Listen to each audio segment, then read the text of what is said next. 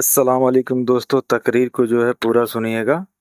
और तकरीर जो है बहुत बुलंद तकरीर है। मेरा नबी इतना तो ना रो कि तू खुद ही मर जाए, इतना तो ना रो कि तेरी अपनी जान चली जाए, इतना तो ना रो कि तू आहें भरता भरता मर जाए। इनके गम में ऐसा तो हलकान ना हो कि तेरी अपनी जान चली जाए। ऐसा कोई दर्दमंद दिखाओ, ऐसा कोई गम वाला दिखाओ जो एक आदमी के लिए रोया भी है, तड़पा भी है, बेकरार भी है कि ये जहन्नुम से बच के जन्नत में जाने वाले बन जाएं। जो काफरों के लिए रोया हो, उम्मत के लिए कितना रोया होगा। हाय हाय हाय, हकम बिन कैसान गिरफ्तार होके आया है, यमामा का सरदार है, बड़ी जंग के बाद गिरफ्तार हुआ है। आप उसको मक्के मस्जिद में बिठा के दावत दे रहे हैं, कलमा पढ़ ले कामयाब हो जा। कहा नहीं पढ़ूंगा। कहा पढ़ ले। कहा नहीं पढ़ूंगा। पढ़ ले। नहीं पढ़ूंगा। उमर पीछे से बोले या रसूल अल्लाह, ये ईमान नहीं लाएगा, मुझे इजाजत दें, मैं गर्दन उड़ाऊं, जाए जहन्नुम में। आपने कहा हकम पढ़ ले, हकम पढ़ ले। उसकी इतनी मेहनत की कि उसने कलमा पढ़ लिया। जब उसने कलमा पढ़ा तो आपने उमर को देखकर कहा, तेरी मान तो ये जहन्नुम में चला जाता है। चचा का कातिल कौन चचा? कौन चचा? असदुल्लाह। कौन चचा? हमजा बिन अब्दुल मुत्तलिब। कौन चचा? सरदार बनी हाशिम।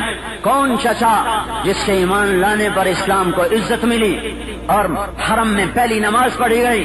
कौन चचा जिसने भरी महफिल में जाकर अबू जहल का सर फाड़ दिया? तो किसी में हिम्मत है तो उठो। किसी आदमी को जुर्रत न हुई अबू जहल का सर फाड़ने के बाद कोई उठता, वो जरी दलेर शाह सवार, वो इस्लाम का बतले जलील, वो आज ओहद की जंग में कैसा शहीद हुआ है।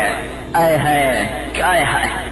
आपने वाशी से कहा, मेरा चचा तो बड़ा शेर था, तेरे हाथों कैसे मारा गया?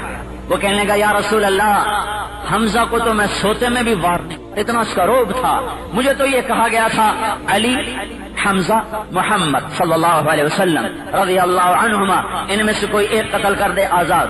तो ऐमन बिन अदी को कत्ल किया था हमजा रज़ियल्लाहु तआला अन्हु ने। तो मुतइम बिन अदी ने कहा कि तू इन तीनों में से एक कत्ल कर आजाद का। मुझे पता था आप तक मैं नहीं आ सकता, पैरा होगा। मुझे पता था हमजा पर मैं सोते में भी वार नहीं कर सकता। हाँ, मैं अली को कत्ल करने निकला था, अली को। लेकिन मैंने अली को कहा, मैं वार करता हूँ छुप के गफलत का। मैंने देखा अली को, उस पर वार नहीं हो सकता था, क्योंकि वो चारों तरफ उस जैसे तलवार घूमती थी वैसे नजर घूमती थी। वो गाफिल नहीं थे, उनकी तलवार के साथ उनकी नजर भी घूमती थी। तो मैंने कहा इस पर भी मेरा वार नहीं चल सकता। तो फिर मैं हमजा की तलाश में निकला, तो उनको मैंने देखा, उनके दोनों हाथों में तलवारें थी और वो चारों तरफ से बेखबर होकर आगे बढ़ते जा रहे थे और गाजर मूली की तरह कुरैश को काटते जा रहे थे। और कोई उनके करीब आते हुए हर आदमी घबराता था। तो मैंने देखा ये दोनों तरफ से गाफिल हैं, इन पे मेरा वार चल जाएगा। तो मैं एक पत्थर के पीछे छुप के बैठ गया। वो बढ़ते आए। एक काफिर कह रहा था, इन्हें बांध बांध के मारो।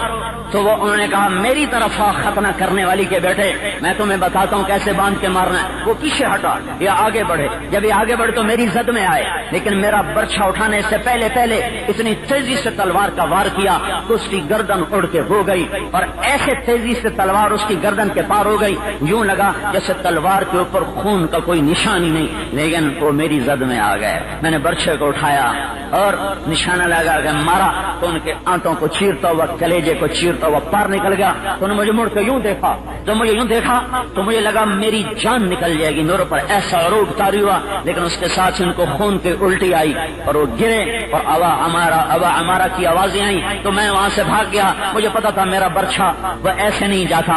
फिर उसके बाद जब वो शिकस्त हो गई थी और मुसलमान मुंतशिर हो गए थे, फिर हिंदा का दाव लगा।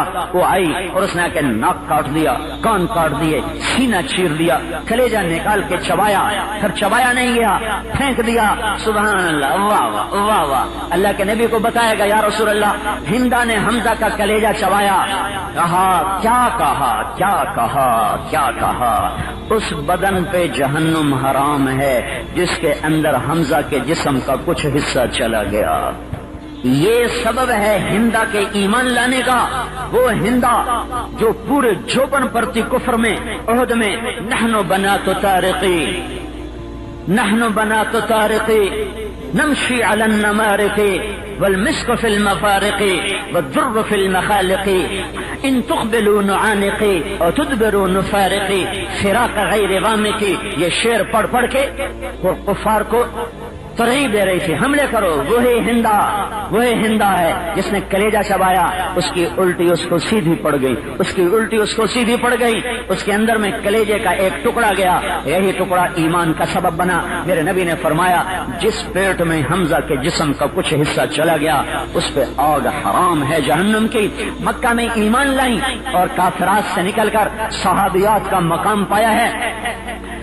آپ نے کہا حمزہ کدھر ہے؟ جنگ ختم ہوئی، حمزہ کدھر ہے؟ ایک آدمی نے آ کر بتایا جی وہ کیکر کے نیچے ہیں، آپ خود چل کے ملاحظہ فرمائیں. آ کے دیکھا کلیجہ چیرا ہوا، چبایا ہوا، سینہ چیرا ہوا، ناک کٹا ہوا، کان کٹے ہوئے. تو آپ ہچکیوں کے ساتھ روئے اور پھوٹ پھوٹ کے روئے، اور ایسا روئے کہ کبھی ایسا رونا نہیں روئے. اللہ نے آسمان سے جبریل اتارا کہ میرے حبیب نہ رو، میں نے حمزہ کو عرشوں پہ لکھا ہے، حمزہ تو اسد اللہ و اسد رسولہ. پھر آپ خاموش ہوئے، پھر آپ نے حمزہ پہ 70 دفعہ جنازہ پڑھایا. 70 دفعہ جنازے آتے تھے، پڑھ کے اٹھا دیے جاتے تھے. حمزہ کا جنازہ پڑا رہتا تھا. 70 مرتبہ نماز جنازہ پڑھی. اور پھر جب مدینے میں تشریف لائے تو آل ہاشم تو تھے نہیں، آل رسول تو مہاجر بن کے مدینے میں نہیں آئے تھے.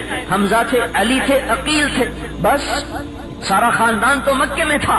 جب آپ مدینے میں پہنچے تو گھر گھر سے گلیوں میں سے رونے کی آوازیں آئیں. چونکہ 70 میں سے صرف 4 ہیں مہاجر شہید ہوئے، باقی سارے انصار شہید ہوئے تھے. تو گھر گھر سے جب رونے کی آواز آئی تو میرا نبی پھر رونے لگا کہ اما حمزہ فلا بواکی علی. آج سب کے رونے والے موجود ہیں، میرے چچا پہ رونے والا ہی کوئی نہیں، میرے چچا پہ رونے والا ہی کوئی نہیں ہے. یہ بات جب سعد بن عبادہ نے سنی تو انہوں نے انصار کی عورتوں کو جمع فرمایا کہ جاؤ جا کے اللہ کے نبی کے در پہ بیٹھ کے آنسو بہاؤ. تو پورا مجمع ابھی نوحہ ابھی حرام نہیں ہوا تھا، اسے پہلی کی بات ہے. ایک عورتوں کا وفد اللہ کے نبی کے دروازے پر آ کر بیٹھ کر انہوں نے جو چیخ و پکار شروع کی تو آپ نے باہر نکل کے فرمایا کیا ہوا؟ کہا ہم حمزہ پہ رونے آئی ہیں. کہ جاؤ چلی جاؤ، حمزہ تمہارے رونے سے مستغنی ہو چکا ہے، جاؤ چلی جاؤ، اپنے گھروں کو چلی جاؤ. یہ درد اور یہ غم تھا جس نے اس چچا کو قتل کیا، اس پر کیسا درد ہوگا.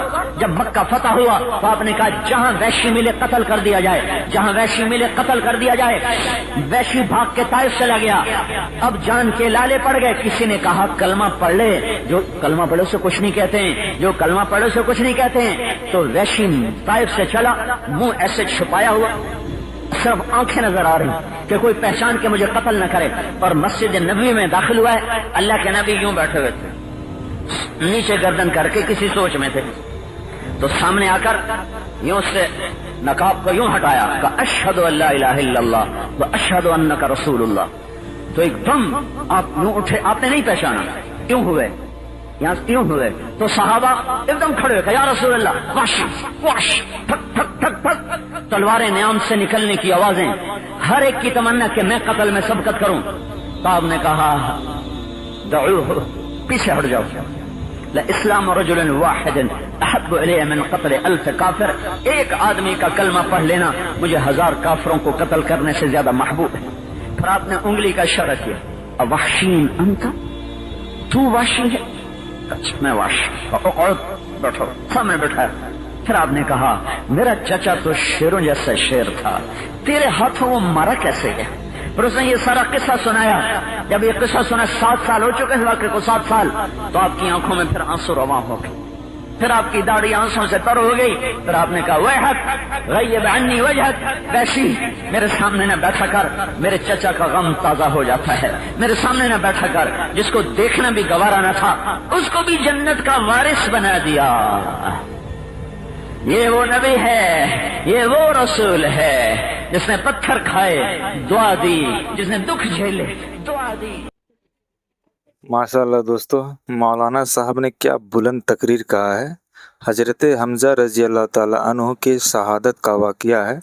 دوستو تقریر آپ کو کیسا لگا کمنٹ باکس میں ضرور بتائیے گا، اور ہمارے ویڈیو کو لائک کریے گا، چینل کو سبسکرائب کریے گا. ملتے ہیں آپ سے نیکسٹ ویڈیو میں.